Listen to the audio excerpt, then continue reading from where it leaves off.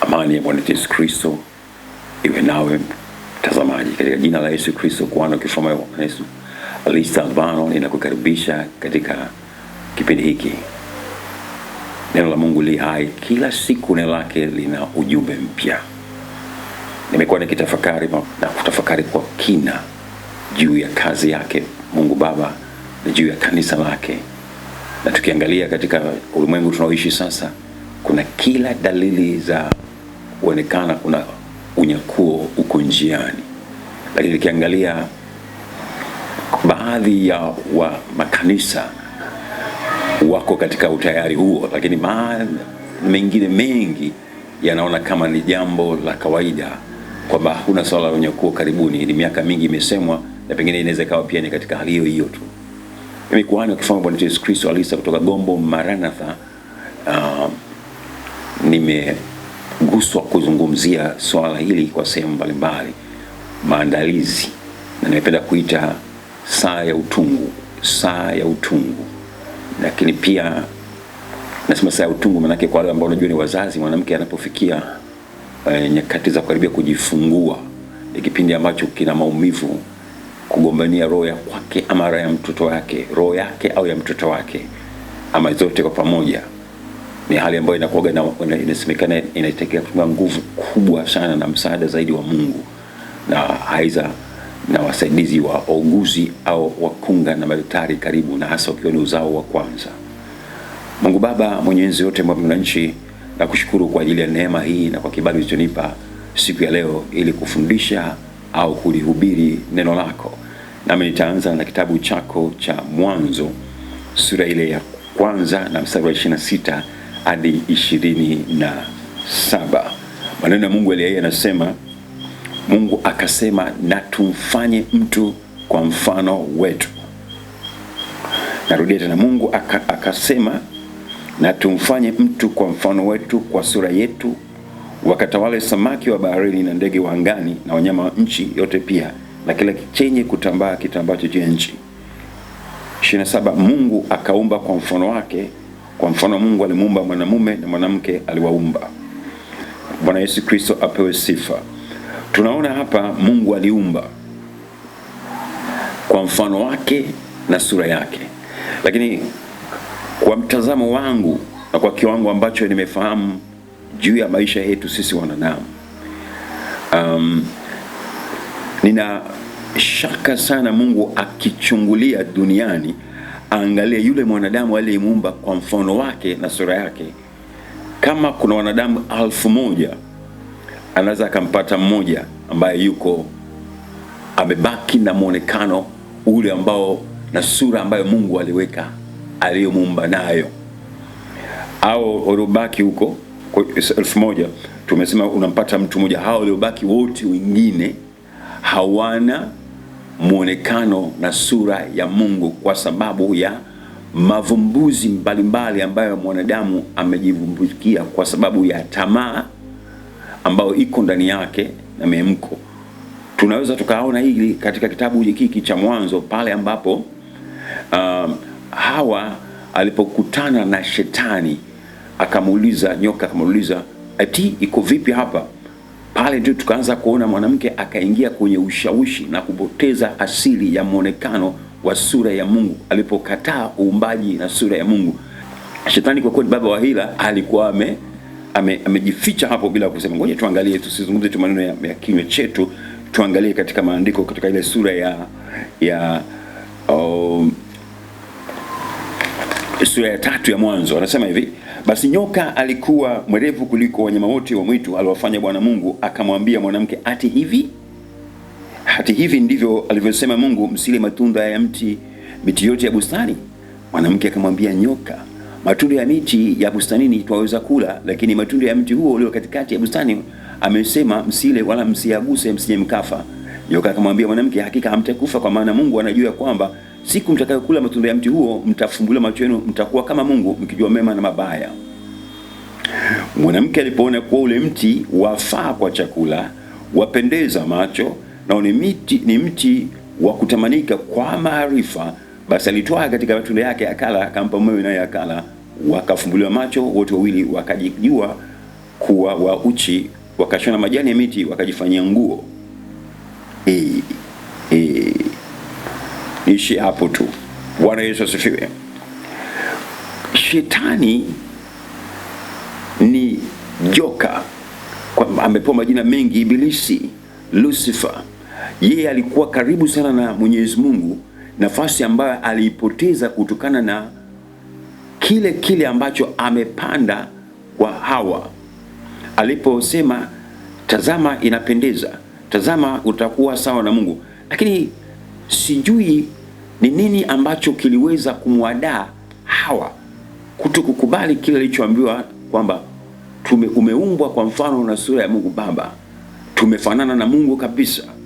Sasa ulikuwa unatafuta nini? Na mpaka leo naongea na wewe unanitazama katika ulimwengu huu, nisikilize, hususan wanawake, hususan wenye asili ya Afrika, black skin, kama kuna watu wa rangi hiyo sijui, au brown skin, hawatu namna hiyo. Mimi nafanya kazi ya utumishi wa Mungu kwa muda fulani ambao Mungu amenijalia kufanya. Ninaweza kutoka nyakati zingine kwenye maombi saa 8 au saa 9. Hata jana nimetoka kati ya saa 8 saa 9, saa 8 nadhani, saa 8 kama kasoro hivi usiku, ninapita kwenye mtaa ambao ninaishi, nakuta mwanamke yuko saluni anajikarabati nywele zake, mke wa mtu, saa 7, saa 8, saa 9 usiku anatengenezwa nywele. Nauliza, kule nyumbani mume wake yuko na nani? Tuache mume, watoto wake wako na nani? Mama yuko kutengeneza nywele. Unajitengeneza nywele ili umpendeze nani, ikiwa tayari una mume, tayari una watoto? Sijasema kwamba ukishazaa usijipendezeshe, usijiweke sawa, lakini unakataa uumbaji asili ya Mungu, unakataa nywele zako za asili, unaenda kuweka makatani, unaenda kuweka manywele ya Wahindi, unaenda kuweka makataka ambayo hujui imetoka kuzimu sehemu gani, unaweka huko kwenye kichwa chako. Tena uko kwenye foleni tangu asubuhi mpaka asubuhi alfajiri nyingine na kukuta huko pale. Na kwa kusikitisha sana ni kwamba umejinyima mlo, umenyima watoto mlo mzuri, umepunguza bajeti ya mezani ya chakula ya familia, ili kila wiki uhakikishe umeweka mtindo mpya wa nywele kichwani. Ama wakati mwingine unaweka mabadiliko kwenye kope zako, unabadilisha pia nyusi, unaondoa, unapaka wanja, unabadilisha kope, unaweka matakataka mengine, rangi za vidole vyako, kucha unazikataa, unaweka rangi zingine katika kucha zako kuanzia kwenye mikono mpaka miguu. Sasa nyingine huwa anapata kushangaa, huyu ni mke wa mtu, anapikaje ugali, anapikaje chakula, anaoshaje vyombo, anafuaje nguo zake, ana makucha marefu, yamepigwa rangi za gharama. Lakini bado kuna mwingine kufanywa si mnaita nini, miguu yake, kijana mdogo kuliko yeye wa kiume anamsugua ile miguu yake. Kikawaida tu, sisemi mimi ni mdhaifu wa kimwili, kikawaida tu kishamshika mwanamke kwenye maeneo fulani ya mwili, ukigusa umeme wake sehemu ambayo sio, tayari anapoteza mawasiliano ya kujiheshimu, na mwisho wa siku usipoangalia unaanguka naye kwenye dhambi ya uzinzi. Na hili limewakamata wake za wengi, limewakamata wanawake wengi, limewakamata mabinti ambao walikuwa wajaingia kwenye ndoa mapema wakaanguka kwenye uzinzi. Adui ametengeneza hiyo hila. Nazungumza na watu wananisikiliza katika Afrika, wamebadilisha ngozi ya mwili, wamechoka. Sasa wanakuja kwenye vitu hivyo ambavyo sio vizuri. Mungu akishuka akiangalia katika dunia atamkuta nani? Nimesema katika watu 1000 ni mmoja, na katika hao 1000 mmoja huyo anakuwa ni mwanaume ambaye ana bahati. Na sasa kumekuwa na changamoto hata kwa wanaume, wanashindana kujiremba. Mimi naita kujikarabati na kushindana alichoumba Mungu. Wanapambana usiku na mchana, nao utakuta wako saluni wanaanza kujitengeneza, wanapaka sasa hivi mpaka rangi za midomo. Wanaume vijana wanatafuta nini? Wanatafuta nini? Mimi nasema sisi wanadamu tunashindana na uumbaji wa Mungu, kitu ambacho sio sahihi. Binadamu amekuwa na shingo ngumu, hataki kusikia.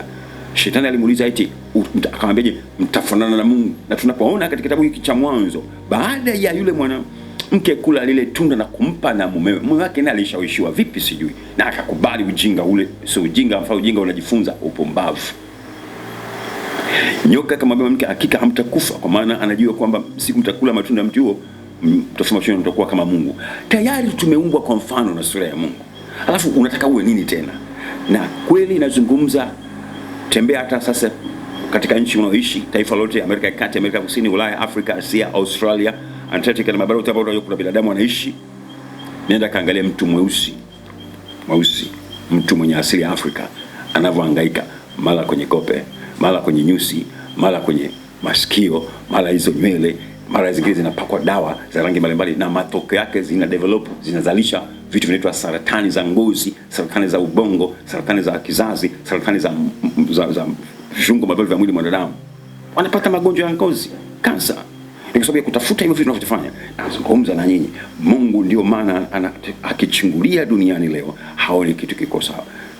Kinachosikitisha pia, idadi kubwa ya makanisa, na hasa tunayosema makanisa yenye uamsho wa kiroho, wamepasisha kujiremba, kujikarabati kwamba sio dhambi, maadamu umeshaokoka lazima uwe safi. Mungu alikuumba na rangi yako ya nyeusi kama jongoo, akiona inameremeta na inatosha. Kuna watu wanaadmire hiyo, wanaipenda. Wewe unataka kuiondoa hiyo nyingine. Mungu alifurahi kwa kuumba una nywele zako za kipilipili zilikufuatana na mazingira ya Afrika unakoishi tropical. Mungu alijua maisha yako utaweza kuishi katika hiyo. Aliumba kwa ustadi, akajua wewe unafaa kuishi East Africa, Afrika Mashariki. Unaweza kuishi pia simote katika dunia kwa sababu ya ngozi yako, sababu ya mtindo wako, nywele yako, na ni kivutio. Na Mungu anapoangalia hivyo anaona kabisa, tazama watu wangu nilivyoumba katika. Kama unashaenda kuangalia kwenye pond ya fish, yani kibao cha kuwekea samaki wanapokuwa rangi tofauti, Mungu alikuwa akiangalia hivyo, anafurahi kuona watu wake kwa mtazamo wa rangi tofauti. Lakini leo kanisa limekuwa the destroyer, ndio linaloangamiza umaji wa Mungu. Limefika mahali watu wanafanya vitu mtu anashindwa kwenda kwenye ibada kwa sababu ameshindwa kutengeneza mwili wake kuanzia kwenye kidole gumba mpaka kwenye utosi, au mwanaume au mwanamke. Na hii imewakamata sana hasa vijana, nasema hivyo, na hasa na wanawake. Kwa hali kama hii, Mungu anasema, Lista, go and tell my people. Lista, nenda kawaambia watu wangu. Nawaambia, ewe mama unayefanya hivyo vitu acha. Ewe kijana unayefanya hivyo vitu acha. Jipambe katika hali ya kawaida, usizidishe. Jipambe kwa utu wa ndani, roho yako iwe safi, nafsi yako ina kiasi, na kila kitu ina kiasi. Usijaribu kujibadilisha kwa mtindo mwingine. Hiyo ni laana, ni kumchukia Mungu. Haijalishi unanena kwa lugha, haijalishi unaimba na watu wangapi kwa nyuma yako.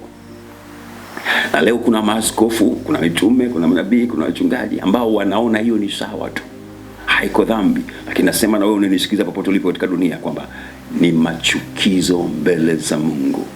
Mungu utakapofika siku ya hukumu yake, a judgment day, pale mbele katika malango ya kuingia mbinguni, ukifika, kitu cha kwanza ambacho kitakachokuzuia, watakuangalia kuanzia utosini hadi unyayoni. Je, una picha na mfano wa Mungu aliyekuumba tangu awali? Atakapoona tofauti, tena si malaika wa Mungu watakao kuzuia, walioasi wa shetani watakwambia wewe unaenda mbingu ya nani? Nisikilize, mimi nimekaa na watoto, nimeona watu mbalimbali. Watoto wakizaliwa wote wanazaliwa wakiwa wamefanana na ni wazuri. Lakini sasa wakishafika mikononi mwa wazazi, huyu atasema afungwe transistor, mimi naita transistor ilizi. Huyu atasema afungwe ushanga, huyu atafungwa hiki. Mwingine atataka apitishwe kwenye damu ya maji, damu mwingine atapitishwa kwenye maji, ile neno matendo ya ajabu, mwingine atapitishwa kwenye makaburi, mwingine atafanywa hivi. Lakini mbona alivyokuwa tumboni hamkufanya hivyo vitu? Tayari mtoto ameshazaliwa vizuri, anaanza kuchafuliwa. Na ndio maana kila mtoto anapozaliwa siku ya kwanza lazima alie. Analia kwa sababu anaona ameingia kwenye dunia nyingine ambayo ni ngumu, ina changamoto kubwa. Na changamoto moja ni kubwa, amepokelewa na wazazi wa namna gani? Amepokelewa na jamii ya namna gani? Anaenda kuishi maisha namna gani?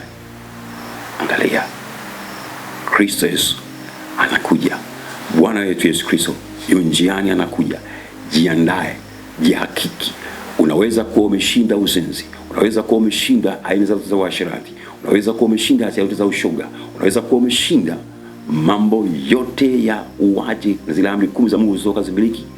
Lakini kwa jinsi unavyoonekana nje, uingie mbinguni. Naongea na wewe, you will never enter after heaven. in that image. Nazungumza na wewe bila shaka, bila shaka. Nazungumza ukweli. Muonekano wako utakuwa ndio kizuizi cha wewe kuingia paradiso. Umenena kwa lugha, umetoa unabii, watu wamefunguliwa, miujiza na mikuu imetendeka kupitia huduma ulionayo. Lakini kwa vile ulivyokuwa muonekano wako umekataa uumbaji wa Mungu wetu, hutaingia mbinguni. Na Yesu akija katikati ya safari hii akikukuta katika watakaonyakuliwa, utashangaa. Huko na mtu pembeni hapa amevaa kama kibibi cha kizamani huko kijijini, anaondoka, anakuachia mavazi yake ambayo kule mbinguni hatuendi nayo. Anaondoka yeye kama alivyoacha Elia, aliacha koti lake akamwachia Elisha.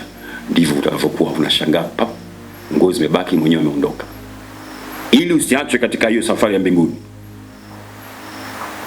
rudi kafanye maombi ya toba.